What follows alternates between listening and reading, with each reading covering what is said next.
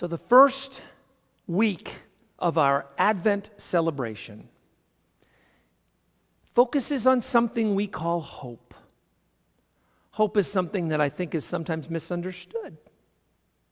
Now, when we think of hope, we think of basically waiting for something to happen. Hope is looking for a response. Our acts of hope as humans, as people, is just that. I want you to imagine and kind of remember the lifespan, if you will, of basically all of us. The very first signs of hope we ever show to the world when we're an infant and we're crying. We're crying because we're expecting a response from our mother, probably, who's going to pick us up and cradle us, or feed us, or change us. Get a little bit older, now we're still making noise and we're lifting our arms in the hope that maybe our Father will pick us up and hold us, or play with us, or something like that. When we get a little bit older, hope, this idea that we want something in response for our waiting, becomes a key part of the Christmas celebration, doesn't it? And then as we get a little bit older, maybe that hope becomes an expectation or a wish that someone will say yes to something we've asked of rather historic proportions, at least we think at the time, and sometimes we're right. We have an expectation that if we do everything just right, perhaps this new child that we bring into the world will be healthy, will grow up to be a great human being. When we get a little bit older, as we're in the work world, we're kind of hoping when we take a new job, or when we're hoping that maybe we'll get that promotion or that raise, or something good will come. Those are some of the things that happen in life that make us think of hope. And sometimes if we're too quiet about our hope, nothing happens, and then we wonder why. My favorite story of this happened to me when I was, I think, 13 or 14 years old. I can't remember the exact age. I really wanted a guitar. Now, I was playing my sister's really awful guitar. And it's funny, I was going to find a picture of this to show you. But this guitar was so awful. It's one of these things that probably cost $20 at Sears in the 1970s. It is such an awful, awful guitar. Nobody has ever bothered to take a photograph of it that I can find. That's how awful it was. And I was learning to play guitar on this, and I'm telling you what, I was hooked. I was hooked on this thing. But I knew that was too extravagant of something to ask for Christmas, so I never put it on a list, and I never asked for it. And Christmas came, and I think you need to understand what Christmas was like in our house. Sometime around my late single-digit years, sometimes 8, 9, 10 years old, somewhere in there, my parents started this thing where we opened one present at a time, and the person who got that present picked the present that the next person opened. It's a very, very common tradition, but when I was really young, we didn't have it, and then suddenly we started doing it, and we did it forever. But I want you to do the math on this, because we had 8 kids and 2 grown-ups in that house. And we would open whatever present got opened. It would take a few minutes for everybody to respond and sort of be part of the experience. Now, my father left in the morning to go sing at church. I grew up Catholic. My dad would leave in the morning to sing at church, but he'd have to sing at a later service too. So he'd go really early in the morning. He'd come home, we'd open some presents. We had to stop if he went back to church to sing again in the choir. And then when he got home, we finished. There were years where we didn't get done until 2 or 3 in the afternoon. And a lot of people, it only takes 15 minutes to rip all that wrapping paper off all that stuff, right? So it took forever. And it's afternoon. Every present's been opened. The whole place is a mess. It's just a wonderful, wonderful, wonderful feeling of joy. And I didn't get the guitar, of course, because I never asked for it. I remember that being a particularly great Christmas. But I'm sitting in the living room playing on my sister's old, horrible, beat up, terrible sounding, hard to play guitar. And I look up and my mother is standing in the living room and she's holding a brand new guitar. Hope. I had hoped that I would I knew I didn't have enough money. I couldn't save enough money at that point. I was young enough that the only thing I did was delivered papers on my bike. In fact, if I recall correctly, I wasn't even doing that yet. It was amazing. It was just amazing. So now I had to get my own case for it. And I did. I got a case somehow. It was a horrible case. And that guitar seemed like it was the greatest thing in the world because it was something I'd hoped for. In reality, I wouldn't even take it off the wall in a music store today. It was such a cheap guitar. But it played fine. It sounded good. And I learned to play even better on that guitar than I had before. Wonderful. That's hope. No, that's not hope. That's not what the Bible is talking about when it talks about hope in the context, especially of our story today. And I'll get to that because it's important we understand. We understand what hope is and how it relates to the Christmas story. See, the people of Israel were living in exile. They had been kicked out of their own land. They had been kidnapped, if you will, and brought to a different place. And some of them had gotten to the point where they were really getting along pretty well. Daniel's one of them. I mean, I don't know if you noticed from the reading, but Daniel's some sort of administrator in the government. And he does a great job. They want to put him in charge of more and more stuff. But he's made enemies. He's made some enemies. So we're going to look at the story sort of from the perspective of the three people. And if you want to, sit down with the book of Daniel and just read through the 6th chapter, because this is all the 6th chapter. We only read the beginning of it because I didn't want to make poor Tracy read a whole chapter of the Bible today. So what happens here is, I want you to understand something about Daniel first. Now, last week and the week before, or recently, the last couple readings that we've done together have been from some of the major prophets. Jeremiah, I think, was last week. We also read from Isaiah. And Ezekiel is the other of the really big three major prophets. Now, in the Christian tradition, we include Daniel in the list of major prophets, which is kind of interesting. I think it's because of the length, but for some reason we put Daniel in a completely different place in our Bible than people of the Jewish faith do. We put it right after these three major prophets, and we call him a major prophet.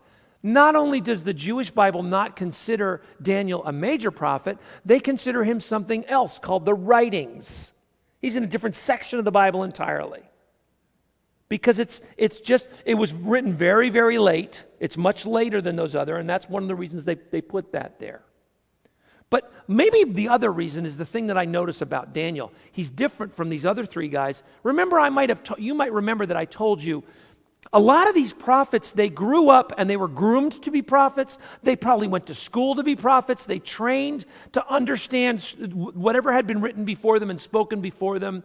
And they were that was their job. It wasn't a very lucrative job. In fact, it sometimes led to your horrible death. But for some reason, people took this job. Daniel is not a professional ministry guy. We think of him as one of the prophets, but in a real sense, he was a government employee. He sat at a desk and pushed papers from this side of the desk to that side of the desk all day. That's the kind of thing he did. He sat in front of a computer and he updated spreadsheets. Okay, not literally, but that's the kind of thing that he did. That was his job. Daniel manages to live a life, as we see throughout this book, of following God closely, obeying the commandments of God. He would have loved the Wesleyans' 3 rules. He would have loved, don't do any harm, do good, and attend to the ordinances of God. Yeah, that's my life verse. That's how I do things. That's the kind of person he was, but not because he was some sort of ministry professional. He was an ordinary working stiff, like so many of us. So God finds a way to use somebody who's in the world doing ordinary things to accomplish God's purposes. And you know what? That could have been the whole message of that's the best message of Daniel, in my opinion. This ordinary guy who just works a regular job is making a difference. But there's some stuff that happens here in chapter 6 that's amazing. So there's 3 different characters here. The first are these satraps. I'm not even sure how it's pronounced. Whatever. If you're called a satrap, if that's your job, you're probably angry at Daniel because you have a dumb-sounding job title. I mean, it's like I lost a bet. I became a satrap. You're a what? Yeah, I know. Just let it go. But anyway, these guys do not like Daniel. They don't like Daniel because Daniel, honestly, I think it's because Daniel is really good at his job. And maybe they're not. I don't know. But Daniel is successful in what he does to the point where he is advancing beyond a lot of these other folks who grew up in this land. Daniel's a foreigner. So these guys don't like Daniel. But you know what? They can't find anything wrong with him. They're always looking for some way to turn him in, and they can never find it. So they're going to have to invent something. So then we turn to the next major character of the story, which is the king. Now, King Darius is known by historians as a very powerful and long-lasting ruler. He's not in this story. That's not who he is in this story. In this story, he's kind of a buffoon. He's kind of he basically does what the other people tell him to do, and he lets them control him. Okay, so these satraps come to him one day and they say, "Hey, Darius, may you live forever," because that's the way you address the king, like he's really going to live forever. And because of the way that their religion and their culture worked, they kind of considered their king a god. And they said, "May you live forever." Now, here's the deal. We know that you're a god, but we think that you should make it a rule that you're the only God that people can worship. Hey! Talk about buttering a guy up, right? I mean, no matter how much somebody goes to a president or a king today or whatever in the world, very rarely does somebody come into their presence and try to impress them by telling them that they are a deity. But in the ancient world, that's basically what they're doing here. Okay, so you're a god. You should be the only God that's worshipped in the kingdom. And the king is like, you know what? I like that. You know what? We should go even further. If somebody doesn't obey that rule, they should be put to death. More for me, right? That's awesome. I love it. So he goes along with this harebrained idea. And they have some sort of a weird rule that if you make a rule, basically the king is under the law, but the king creates the law. The king creates the law, but the law, once he creates it, it can never be broken. It can never be changed. Okay? So he says, okay, that's great. Now remember, this rule can never be changed. These guys who hate Daniel know that. And so they catch Daniel worshiping the God of Israel. And they turn him in. And now the king's a little bit upset, because the king likes Daniel very much. The king has an eye on Daniel to sort of be in charge of everything in the kingdom. Sounds familiar if you remember the story of Joseph. It's amazing how hard work, honest work, and diligent work will reward you, but in some cases, it will bite you, won't it? Because it's like, okay, I'm so successful, I shouldn't have been that. I should have just been the number 2 most successful guy so that I wouldn't have been such an easy target. But that's not what happens here. Then the king is like, I don't know what to do here. I've made a law and I can't break the law. Now, I have a real problem with the biblical text here. Not the text, but his conclusion, okay? Look, you're the king. Why don't you simply make a rule that says, you know what? I can change rules now. I just made that rule. But he doesn't do that. He wants to save face. I don't know what it is. But he says, all right. So he's going to be, Daniel's going to be executed by throwing him into a pit full of hungry lions. Now, what they would have done is they would have kept these lions hungry until they had somebody to execute, and then they'd feed them the person. So I want you to understand that these were not the lions from Born Free that hugged their captors okay? These are not those lions. These are hungry, wild animals, and they're putting food, Daniel, in there. And it's interesting that the king might have talked to Daniel a little bit about his God, because the king goes at first light. Daniel's got to be in there overnight. First light, king gets up, he goes down to the lion's den, hoping that maybe there was a miracle. And basically he calls down and says, hey, Daniel, was your God able to save you? And he's not expecting anything but to see some bones. But he hears, yep, God showed up. God showed up. Now Daniel didn't know that this was going to happen. He did not know he was going to be delivered. There's another story in the book of Daniel that you might have been familiar with, either through reading the Bible or through VeggieTales, both work. And that story is the story of these three men that end up in the fire because they will not bow down to the statue of the king. They will only bow to God. These are also three very successful government employees who happen to be Israelites who were captured.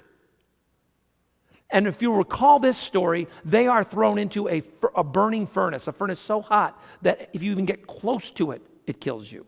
They're thrown into this burning furnace and they survive.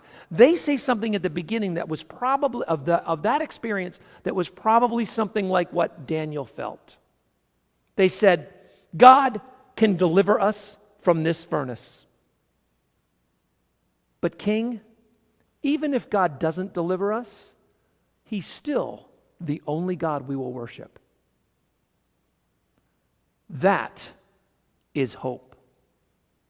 That is what we're talking about when we talk about the hope of Advent. The same hope that Daniel carried into the lion's den. Daniel went into this lion's den knowing he might die. This is not hope that something good will happen. This is not hope that someone will get me something nice for Christmas. This is not hope that I will get that job or I will get that promotion or I will, what you fill in the blank of the good things that you might sometimes hope will come your way. It's not that kind of hope. This kind of hope is the hope that says, I hope I will not be obliterated. That's the kind of hope. Now, we live right now in almost December of 2020 with that kind of hope, don't we? We live in a world where we feel maybe in exile. And I'm hoping this feeling enhances our understanding of what happened at Christmas this year like it never has before. Because this is a different kind of hope. We're hoping for something better because there's destruction all around us. This is the kind of hope Daniel and his contemporaries felt every day. Our nation, our whole tribe has been completely obliterated. We're just a remnant of people, and we hope we're going to get back there someday.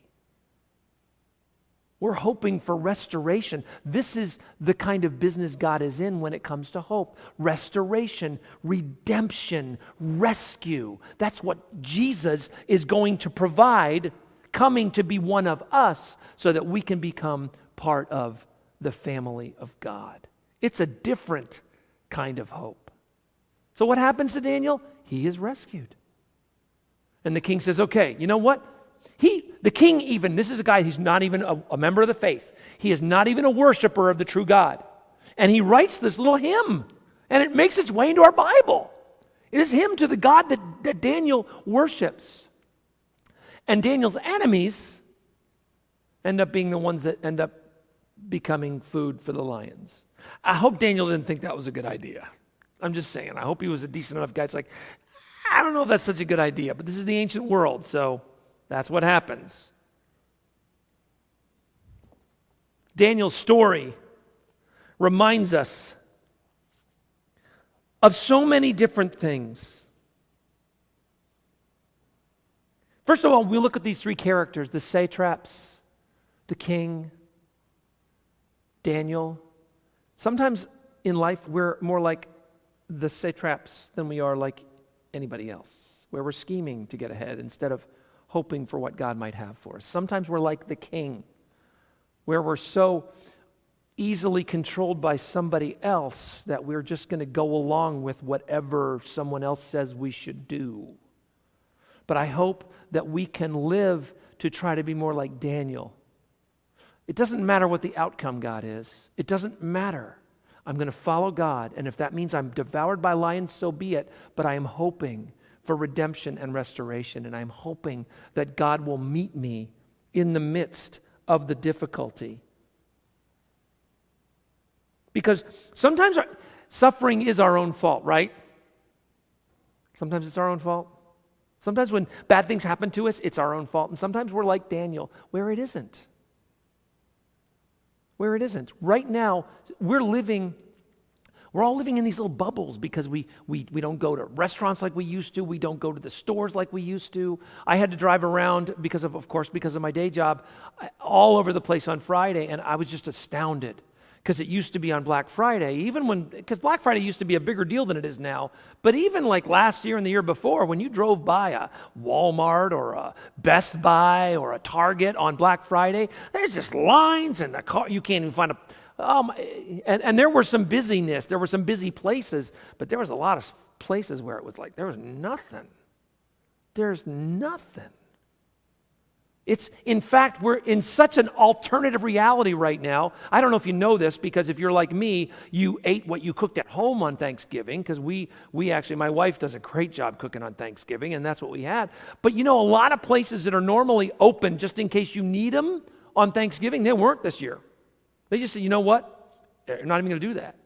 You couldn't go to a Chinese restaurant and get food on Thanksgiving Day this year. It's never happened before.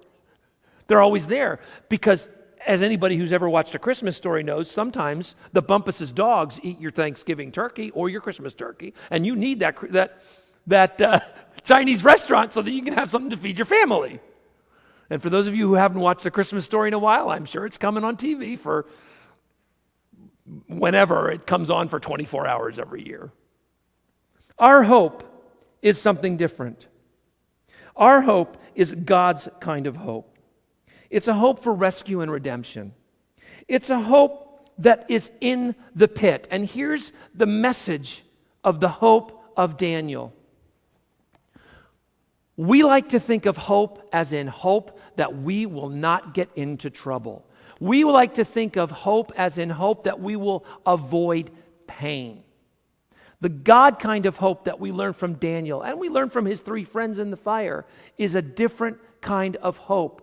God's hope of rescue, redemption, and restoration does not keep us from the difficult things, does not keep us from the pit, and does not keep us out of the fire. It actually comes to us right there in the middle of it. And if you've ever been through a real tough time, maybe you've experienced this like I have, where it's just, this is difficult, this is hard. And I prayed to not have this happen, but it has happened, and here is God in the middle of it. This is where God's hope will meet you and meet me, is when we are in the midst of the difficulty, when we feel separated from what we love, when we feel like there's no good thing that can come out of this. God's hope will meet us in that place. And whether or not God delivers us, remember that the ultimate deliverance is that into eternal life as part of the family of God because of who we are in Jesus. Because in an ironic twist, do you know where the most hopeless place in the universe is? The place where there is no hope whatsoever, none at all. Anybody know? I'll tell you. Heaven. I know, you're like, what? And here's why. There's nothing God has not provided at that point. What do you have to hope for? It's all going to be right there. At the end of the 13th chapter of 1 Corinthians, Paul says, there's 3 that abide. There's faith, hope, and love. But the greatest of these is love. And you know one of the reasons why that's true? Because out of faith, hope, and love, only one of those will even exist in heaven. You don't need faith in heaven. It's right there. You don't have to believe beyond doubt or in spite of doubt or anything. It's right there. There's no faith. Hope, there's no hope in heaven. It's good news. It's good news when we are united with God at the end of all things. You know, the one thing that is there is love. It is love. Now, we're going to talk about love later, so I don't want to get into it. But I just want to say that that's why the greatest of these is love. So as we head towards Christmas and we think of this hope that we carry within us, remember, God is meeting us in the middle of the difficulty, in the pit, in the fire. And that is where God does God's rescuing, redeeming, restorative work. And everybody agreed and said, amen. God, thank you so much for this hope we carry within us, for the reality that despite whatever we might see in front of us, you are in the business of restoring and redeeming, that you will meet us at our greatest need and not keep us from it. Indeed, sometimes it seems you use those needs to grow us in faith, to sanctify us, to make us more and more the people who follow in faith. Instill in us hope so that we might wear it on our faces, carry it with us wherever we go, and people will want to know why we carry this hope in this hurting and broken world. And we can say, it is because Christ has come, and because we are made right with God, and we are made the family of God. In Jesus' precious and holy name. And everybody agreed and said, amen. Amen.